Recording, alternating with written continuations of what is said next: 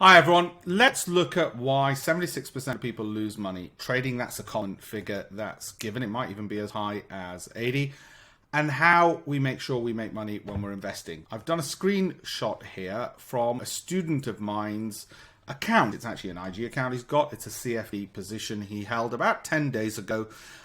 He bought, according to a strategy which I went through with him, he bought these companies, okay, using CFD. So he bought 100 shares at that average price, okay, in Apple. 100 times $456 each is roughly $45,600. Microsoft, 241 shares at $210 each is roughly $50,000. Amazon, again, 16 times 3,171 is about $50,000, and again $50,000 of Alphabet and about $50,000 of Facebook. And this is the latest price 10 days later. You can check all of this, okay, which leaves him with a profit of about £10,000. Now I want to just explain all of this to you. He started off with £12,000 in his account. He's got a profit of 10,143. You can see that there, okay. Margin is the deposit the brokers asked him for all of this, which was just £8,000. So you're right, he's made over 100% return on the margin he was asked to put in, and about 80% on his funds overall in just 10 days. Right, what's this available figure mean? It means funds that he put in plus his profit and loss. That's the total money he'd have if he liquidated everything, minus the margin needed, comes to that figure. And what's the equity? Well, the equity figure, just in case you want to look at all the technicals of this, it is funds plus profit and loss, and equity used means all of this divided by the margin, or rather the margin divided by funds and profit and loss. You don't really need to worry about that. So he's only using that much equity.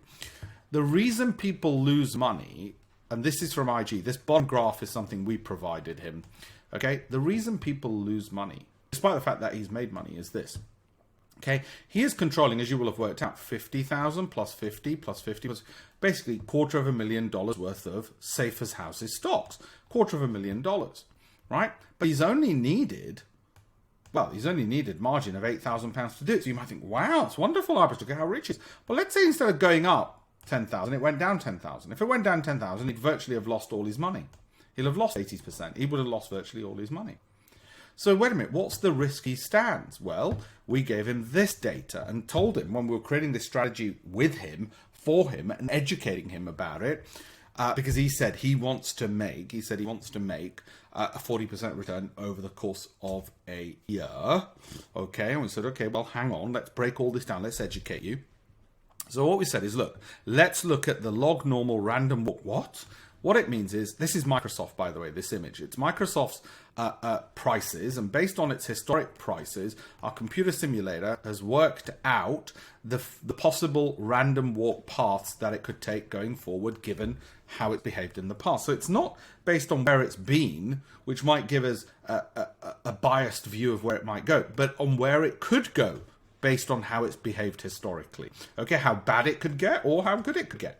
And what it tells us is there's a 95% probability that in a given space of year, it will fall within these two ranges, right? So I said to my apprentice, I said, listen, that means there's a 5% probability it could go outside of these ranges, right? For those who are mathematically inclined, 95% is a two standard deviation move from the mean around a normal distribution curve. Anyway, put that to one side. What I said to him is, tails tend to be fatter. In other words, extreme events tend to happen more frequently than we think. So even though this is Microsoft and safe as houses, and we told him which stocks to focus on, we told him these to look at, I said to him, assume there's a 5% probability of a 40% drop in each of these, and it could happen simultaneously. Now, it's not happened in the recent past, but statistically, let's assume it could have. I said, given that you're controlling $250,000 worth of stock, 40% of that would be $100,000. So you could lose $100,000. Forget the gain part. You could lose $100,000. He said, what? But Alpesh, are you sure? And I said, yeah. And I said, despite the fact you only need that much in funds, well, actually only that much in funds, you're controlling $100,000. Brokers only want to ask a small deposit from you because they know if there's a small move against you, which as you can see is very feasible, then it's going to wipe out your margin. and you're going to be out of pocket, even though you pick companies which were going up and as safe as houses. So I told him, you've got to make sure and be prepared for having 100k available. He said, hang on, if these stocks drop by 40%, I'll be buying more of them. I said, aha, that's why we pick safe as houses stocks. That's why we pick stocks which had a positive return bias historically and are more likely to rise, so that you don't get that 100k. But I said, you better have that available just in case.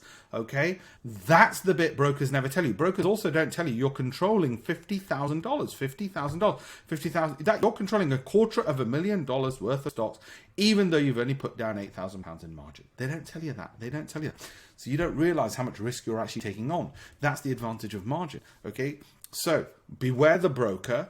There are strategies that can be created over a 12-month period, as long as you're picking safe as houses stocks, which with our help, because we give all this data, we let him know what the worst case scenario can be, tell him not to try and trade it over a day or a week, but over a year. And that way, if it goes up 40%, he's going to get on his $250,000 that he's controlling, okay, a 40% return. If it goes up, he'll make $100,000. If he makes $100,000, so all of these go up 40%. If he makes $100,000, well, based on his 12k of funds, that's almost a tenfold return on his money.